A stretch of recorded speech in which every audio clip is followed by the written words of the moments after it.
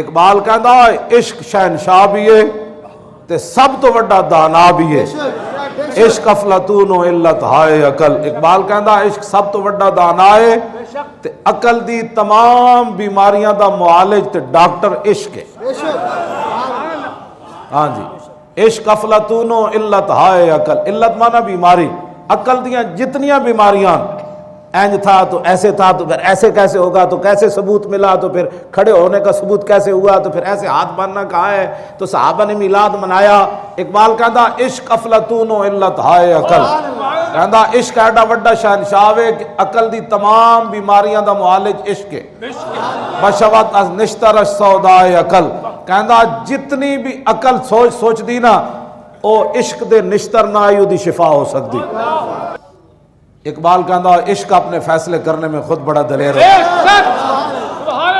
انہاں جا کے صحابہ کو فتویٰ نہیں پوچھا، چونکہ میرے بھائی جان ناراض ہو رہے تھے، چونکہ میرے بھائی جان کے ساتھ رہنا ہے، چونکہ میرے بھائی جان کے ساتھ میرا معاشی مسائل ہے، چونکہ ہم ایک ہی گھر میں رہتے ہیں، چونکہ ان کے گھر بھی وہی عورت ہے جو میرے گھر ہے، یعنی دوویں بہنان آپس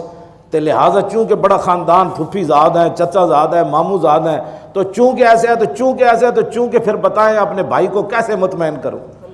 عقل تو کہتی ہے یہ۔ اقبال کہندا ہے عقل رب کے جملہ عالم ساجد و مسجود عشق، عقل رانجی سومنات عقل را محمود عشق۔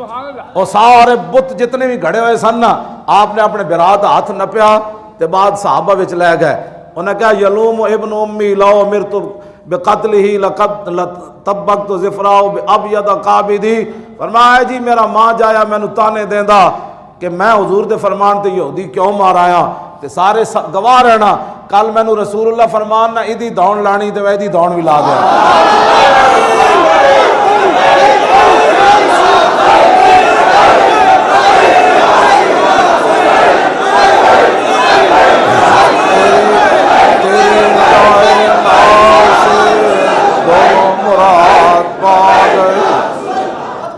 تیری نگاہ ناز سے دونوں مراد پا گئے،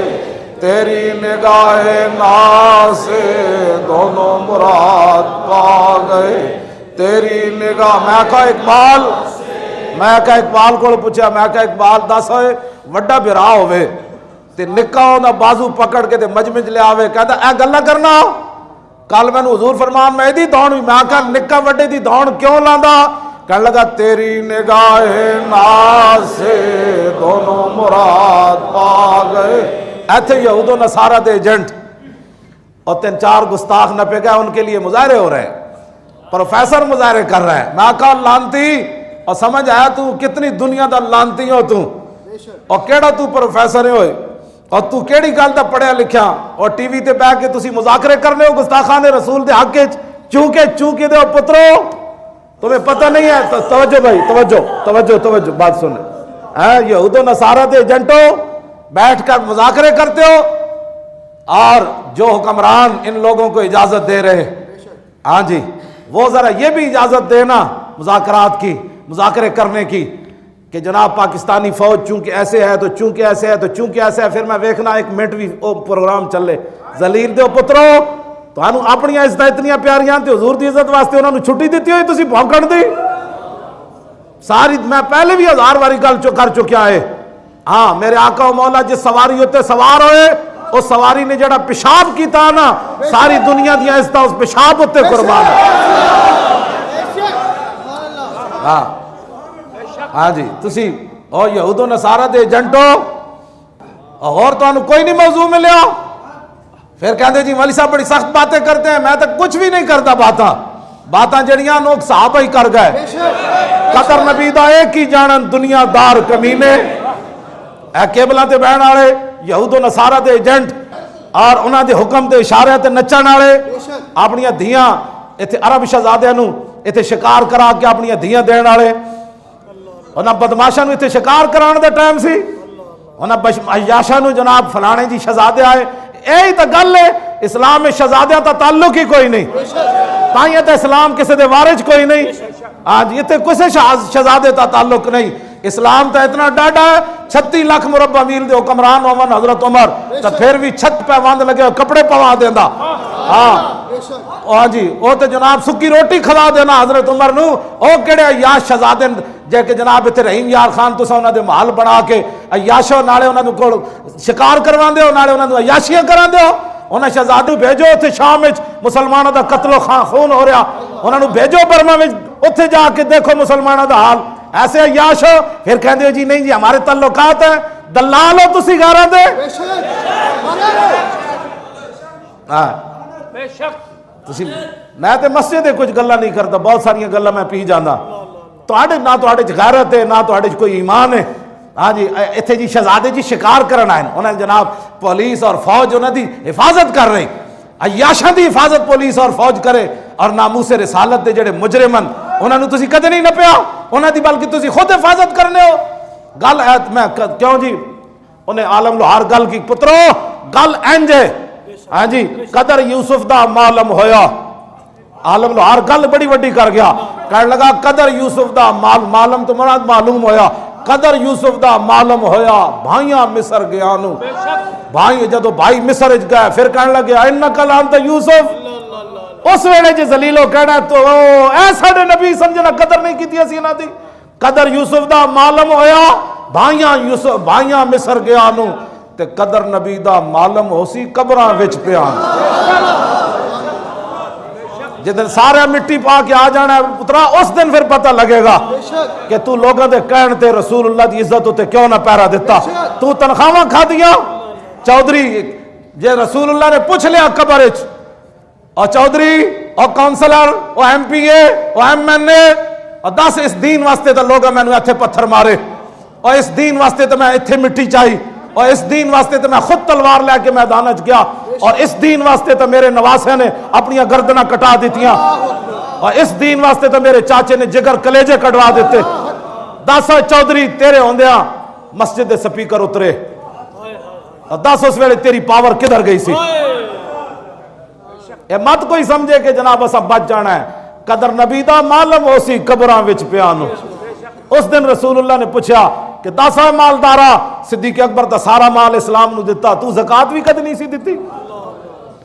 ہاں آج انسان بڑھو سارے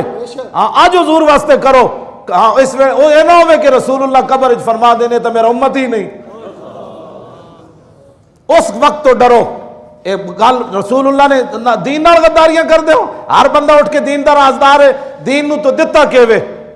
کیوں جی اے بڑے بڑے بہ کے کیبلا ویکھتے ہیں سارا دن جناب حکے پیندے بہ کے جی قیامت والے دن حضور نے حضرت عمر بن مادی کرب نو بلا لیا فرمایا اے میرا بڑا صحابی مدینے تو چل کے یرموک گیا تو زیادہ بڑا سی تو چل کے مار روڈ بھی میری عزت واسطے نہ گیا تو جس نے کہا جی میرے پتر نکے سن تو رسول اللہ نے امام حسین دے پتروں پیش کر دینا اینا نہ بھی نکے سن تو اپنے پتروں دیاں جوانیاں بچانا تیرے پتر علی اکبر نہ زیادہ سونے سن آج ہر بندہ اٹھ کے پتر بھی بچاؤ نکے بھی بچاؤ وڈے بھی بچاؤ مال بھی بچاؤ تو دین کدھر گیا اے رسول اللہ نے پیش کر دینا ہے میں جی چاچے کی خاطر نہیں گیا حضور نے اپنے چاچے پیش کر دینے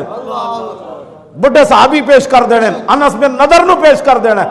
انس بن نضر کی کہندے سن جناب جنگ بدر جو پیچھے رہ گئے تے بعد وچ کہندے سن واللہ لئن اکرمنی بیومن اس اللہ دی قسم ہے جے ایک دن وہ پھر لے آیا نا بدر والا تے الکل مشرکین فی تے میری ملاقات ہو گئی حضور دے دشمناں نال یا اللہ میں پیچھے رہ گیا بدر جو مینوں بڑا افسوس ہے پھر مینوں عزت دیویں ایک دن پھر لے آویں جنگ والا دن لے آویں تو پھر ہوئے گا کی لیرین اللہ پھر اللہ بھی ویکھے گا میں کی کرنا ہاں جی کیوں جی پھر انس بن نضر دے ٹکڑے کر دیتے اگلے نے میدان احد وچ کیما کر دیتا آپ دے ٹکڑے ٹکڑے کر دیتے تو پھر او دی لاش بھی پہچانی نہ گئی پھر رب بھی ویکھیا انس بن نضر کے کیتا تو حضور دے دین دی خاطر کدی کسی نہ الجھے بھی کوئی نہ اور تو پھر قبر وچ کہنا ہے کہ یا یہ میرے آقا ہے تو میرے آقا نے فرما دیتا میں تو تجھے جانتا ہی نہیں ہوں تو مجھے آج نظر آیا نہ تو مجھے کبھی مسجد میں نظر آیا نہ تو میری عزت کے لیے کبھی مجھے نظر آیا حضور تو دیکھ رہے ہیں نا یہ تو گل ہے کوئی نہیں کیوں جی اذ لا فرق بین موتی و حیاتی فی مشاہدتی لامتی و معرفتی باحوالہم و نیاتہم و عزائمہم و خواترہم و ذالک عندہ جلی لا خفا بہ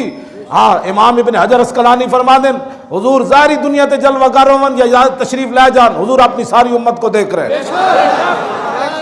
میرے آقا فرمان کا اج قبر وچ نظر آیا، مینوں تو کسے موقع تے بھی تو نظر نہیں آیا۔